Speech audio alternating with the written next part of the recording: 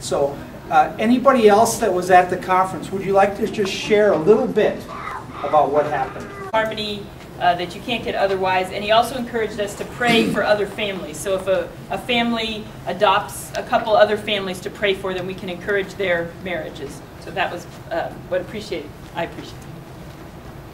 So yes, he really emphasized prayer, and he talked about how that brings couples together, whether married or not yet married, that will draw them together.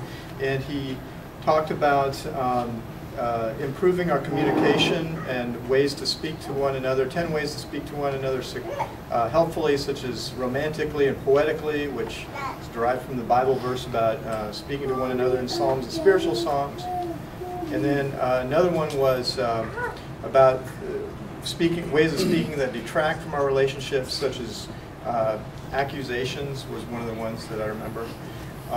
And he also talked about this really nice spiritual harmony sequence, which I'm not a good student. I forgot the steps in the spiritual harmony. So I'm thumbing, trying to find them here. If I find them, or maybe you could just tell us in a minute, or if I find them, I will. Hi, good morning, everybody. I'm glad to see you this morning. I have a chance to go to marriage this conference.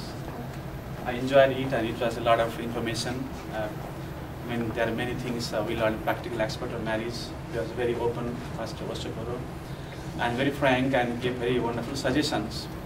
And not only for those whose marriage is okay, but for those, I mean, whose marriage is good. But those who have a problem with marriage, for all of the people, is very wonderful lessons. Some of the thing I remember is he talked about complementary spouse, both but they are better half.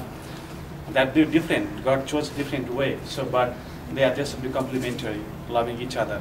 And some of the things I learned is our love should be based on agape love, not any love based on fame or money or any beauty or any other thing, but love each other by agape love. And that's great help, because that's when we love in truth and grace, and in God's love, God gives us so much grace and so many things. He invited all of us. We all participated there, especially Steve and Kelly. They have a great participate, and he asked Steve and Kelly to hug each other, and Kelly was looking on the back, on the side. Steve was on the audience, so he asked what they see each other, and what Kelly saw the whole wall on the front. Steve saw whole audience. So when you see each other, we are like a complementary part. So in order to understand our life, we should talk to each other, communicate what we see each other, so share our feeling and take time and listen. A lot of things I cannot share in this short time, but it's a wonderful experience, and I really appreciate what Pastor Asopuru shared, and I appreciate also Mark and Vivera. They're a wonderful job. They have really planned it and working very hard. I'm staying with Mark and Vivera family. As I'm here, I started working till 12 in the night, so they have a wonderful job, and I'm really blessed to be here. Once again, thank you so much, and 90 cents regard and love to all of you, and I'll be here again with family next week. So my graduation is May 13th, so I invite you, all of you, if I don't send emails. So thanks so much once again.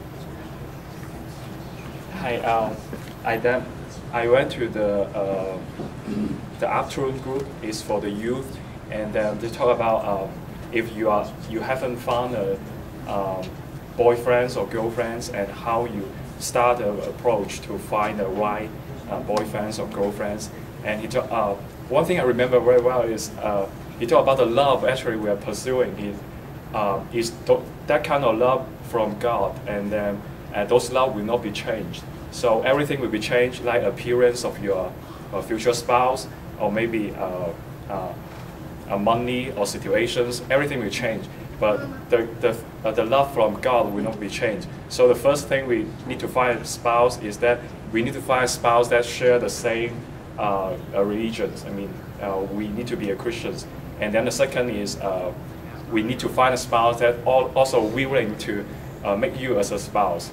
So and I forgot the third point, but there were third points there. And also he talked about how long is the appropriate time to start a date, and how to put up the questions when I should propose, and also the girl how to reject a proposal from a boy, and also how the man nice start proposal.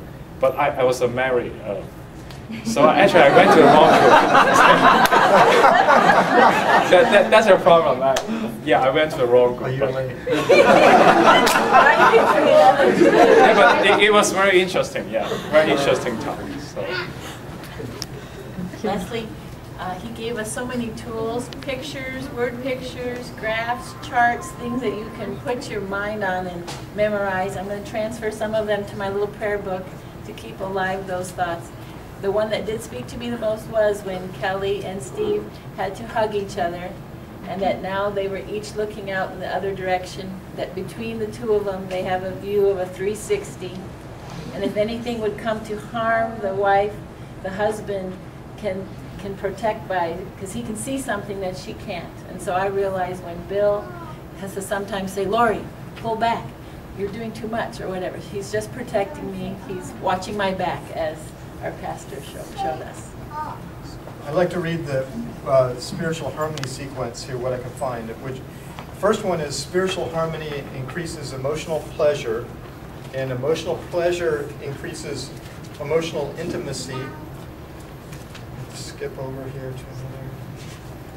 And emotional intimacy increases sexual intimacy, and sexual intimacy increases family harmony, and family harmony increases family wellness.